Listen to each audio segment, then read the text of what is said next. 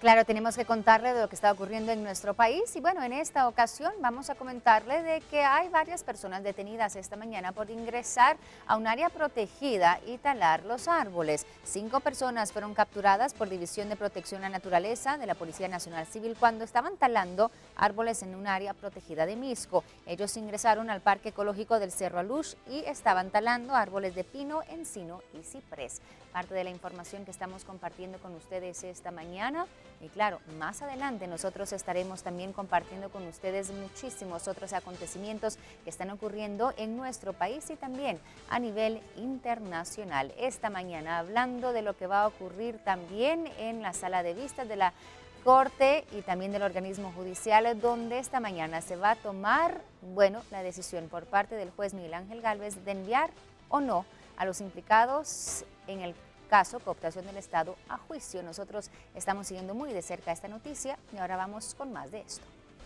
Sí, efectivamente, es un tema central el que estamos analizando esta mañana y tiene que ver con esta resolución después de tantas jornadas, por supuesto, donde escuchamos muchos testimonios y se espera que no sea solamente hoy, obviamente tomando en cuenta las características que han tenido audiencias anteriores y el tiempo que toma el juez Miguel Ángel Gálvez para dar a conocer finalmente la resolución que corresponde, en este caso, a cada uno de los involucrados en este caso. Presento esta mañana a Gerson Sotomayor del Instituto de Estudios Comparados en Ciencias Penales de Guatemala. Gerson, buen día, bienvenido. Muy buen Gracias día. por acompañarnos. Y Renzo Rosal, también analista político. Buen día, bienvenidos. Gracias, buenos días. Bueno, hoy la pregunta es, después de haber escuchado tantas cosas a lo largo de todas estas semanas, ¿cuál será la resolución del juez? ¿No? Hay que poner el tema sobre la mesa y pensar si quedarán o no ligados a proceso todos o la mayoría de los que están implicados en el caso. ¿Cuál es su opinión? Empezamos contigo, Gerson. Bueno, yo creo que es precisamente importante lo que estás planteando, precisamente porque no es simple una sola resolución. Claro. Cada una de las personas procesadas, el juez tiene que individualizar la responsabilidad que pudiera tener en base a los indicios presentados por el Ministerio Público. Y hay que recordar que estamos en una etapa procesal en la cual simple y sencillamente se están evaluando esos indicios presentados por el Ministerio Público. No se está diciendo que existe culpabilidad, no se puede tasar todavía como prueba. Cuando esto llegue a juicio o en las siguientes etapas sucesivas en el proceso penal, esto puede cambiar totalmente. Claro. En este momento, el juez deberá decidir dos cosas. En primera instancia, si liga o no a proceso. Y en segunda instancia, que es la otra resolución inmediatamente posterior de que si liga a proceso, que si dicta prisión preventiva o alguna medida sustitutiva. En este caso, creo que obviamente no todos los procesados tienen el mismo nivel de responsabilidad penal, o por lo menos en este momento. En algunos casos podrá ligar a proceso, en otros casos tal vez no va a ligar a proceso, pero especialmente creo que en algunos casos no tendrá que dictar prisión preventiva y en otros por supuesto que lo debería hacer. Sin embargo, sí existe esta diferencia y el juez tendrá que enmarcar muy bien su resolución dependiendo de cada una de la individualización que dé de cada uno de los procesados. Van a ser jornadas extensas y muy largas, Renzo, ¿verdad?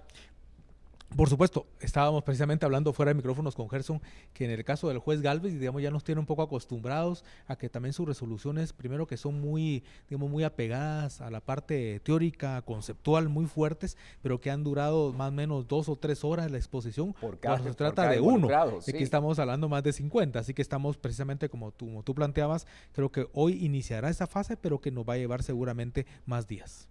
Bueno, ¿qué aspectos destacan de todo lo ocurrido en estas semanas en ambos sentidos?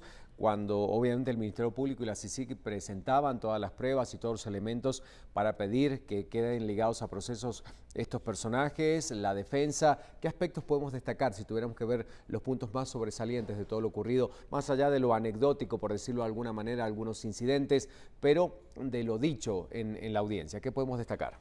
Bueno, yo para, digamos, utilizar criterios, digamos, transversales en el tema de las primeras declaraciones presentadas por los 57 implicados, en este tema creo prudente plantear que la mayoría de las defensas podría considerar que fueron inclusive hasta poco técnicas, porque se dedicaron más a justificar ciertas acciones que en el mismo hecho de poder desvanecer los indicios procesales presentados por el Ministerio Público, que es en un momento, en una etapa eminentemente garantista, en donde debería la defensa precisamente promover este tipo de, digamos, de defensa, valga la redundancia, hacia su procesado.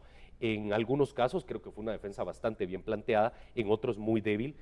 Sin embargo, creo que sí hubo una constante más de debilidad que de fortaleza en las defensas emanadas de los abogados defensores.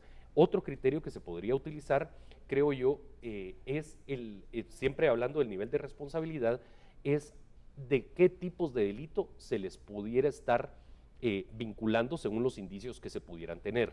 En este caso, se tienen hay varios niveles de análisis. No es lo mismo plantear el tema que se está planteando por un lavado de dinero, por ejemplo, que el tema por un financiamiento ilegal, y ahí todavía financiamiento electoral ilícito, que puede ser por 30,000 quetzales, que puede ser por 2 millones, digamos, no es lo mismo, y obviamente la documentación que se prueba no es. Entonces creo que esas dos líneas pudieran ser, procesalmente hablando, los temas que se pudieran resaltar de las audiencias. ¿Tú qué destacas, Renzo, de todo lo ocurrido estas semanas? Bueno, me parece lo importante es señalar la responsabilidad que ha tenido el Ministerio Público en la presentación de un conjunto de pruebas de acuerdo a la etapa inicial en la que nos encontramos.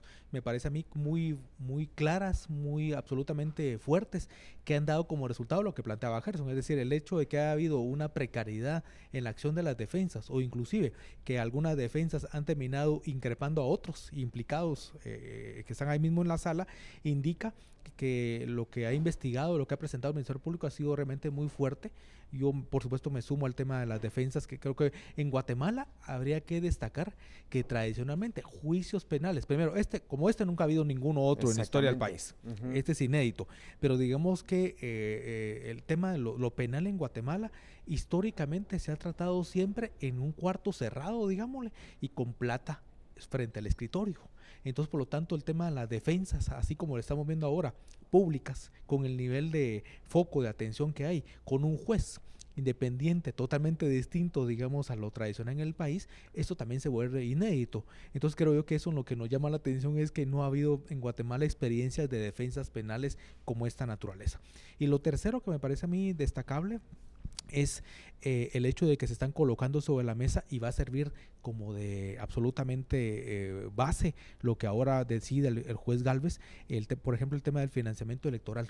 Eso es primera vez que se está colocando sobre la mesa. Esto va a servir como donde ubica la cinta el juez Gálvez, porque sobre ese delito seguramente hay muchísima gente implicada en estos casos y en otros que puedan salir por delante, así que creo que va a ser fundamental como de inicio el cómo se pueda dirimir este delito, tomando en cuenta que como digo, se está estrenando su parte operativa, su parte procesal.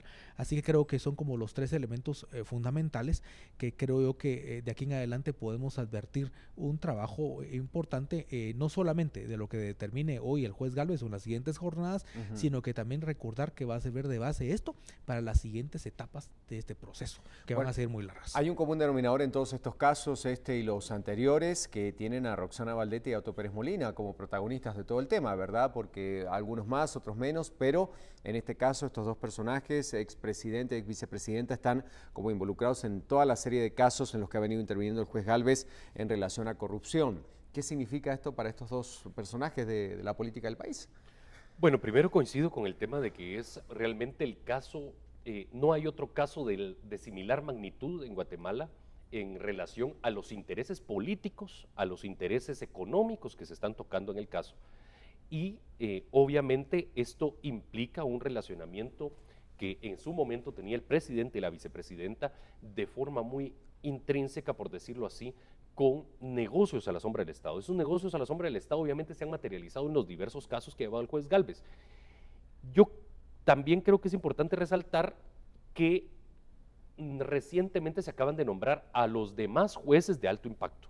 Esto va a permitir que si salen más casos poder desahogar un poco el trabajo que está haciendo el juez Gálvez, toda vez que son demasiados casos los que está llevando, y esto obviamente para cualquier juzgador llevar solo uno de estos casos es un desgaste, no solo jurídico, sino también a su persona, de todo el tema digamos intelectivo, muy fuerte, y esto obviamente creo que va a venir a desahogar.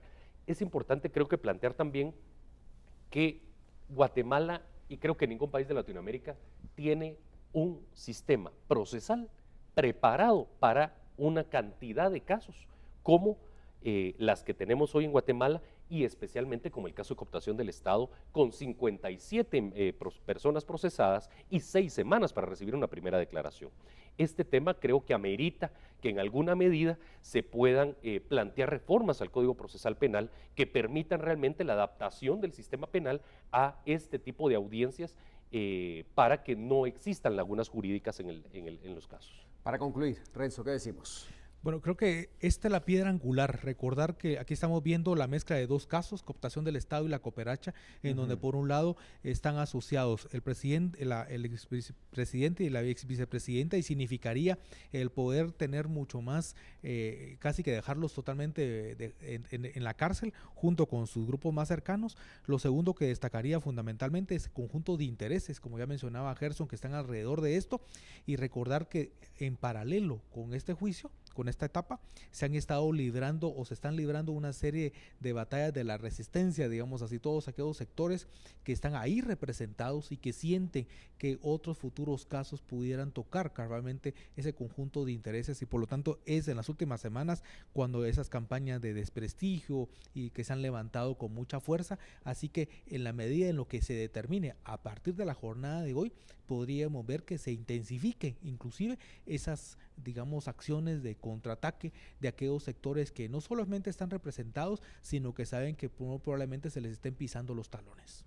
Muchísimas gracias a ambos, Gerson Sotomayor y Renzo Rosal, analistas que siempre nos acompañan para hablar de estos grandes temas. Han sido muy amables y bueno, habrá que escuchar la resolución para luego sentarnos nuevamente y poder discutir sobre este punto. Pero la pregunta del día hoy tenía relación directa a este tema central que hoy estamos abordando. Pedro.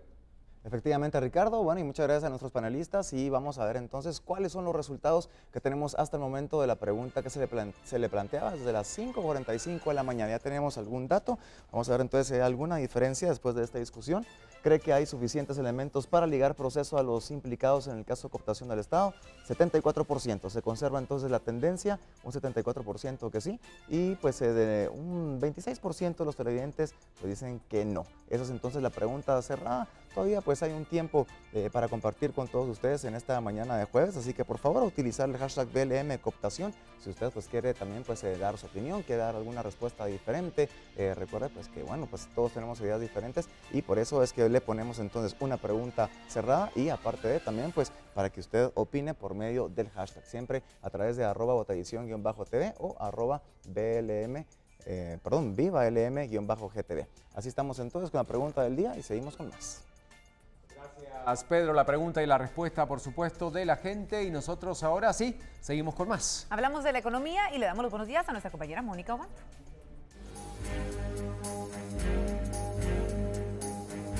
Buenos días. Hoy revisamos las cifras de un reciente estudio realizado por el Instituto Mexicano de Teleservicios financiado por el Banco Mundial sobre Contact Center, que indica que un total de 138 personas de cada 100,000 guatemaltecos trabajan en dicha industria. El estudio investigó a 17 países. En Centroamérica, Costa Rica tiene 303 trabajadores y la segunda posición en el Istmo le corresponde a Guatemala con 138 trabajadores por cada 100,000 habitantes, como mencionamos. Sin embargo, el costo de la mano laboral por hora en la nación chapina, o sea, en Guatemala, es de $2.10 la hora, más bajo que en Costa Rica, que tiene alrededor de $3.70 la hora. Para este crecimiento hay que destacar factores como la disponibilidad de la mano de obra y el uso de un segundo idioma en Guatemala, así como un marco legal adecuado. El análisis del estudio sobre la competitividad de la industria de los centros de contact y BPO a nivel mundial abarcó la revisión de cifras de fuentes oficiales y de organizaciones empresariales en Argentina, Brasil, Canadá, Colombia, España, Estados Unidos, Filipinas, Guatemala, Honduras, India, México, Panamá, Perú, Reino Unido, República Dominicana, Sudáfrica y Costa Rica.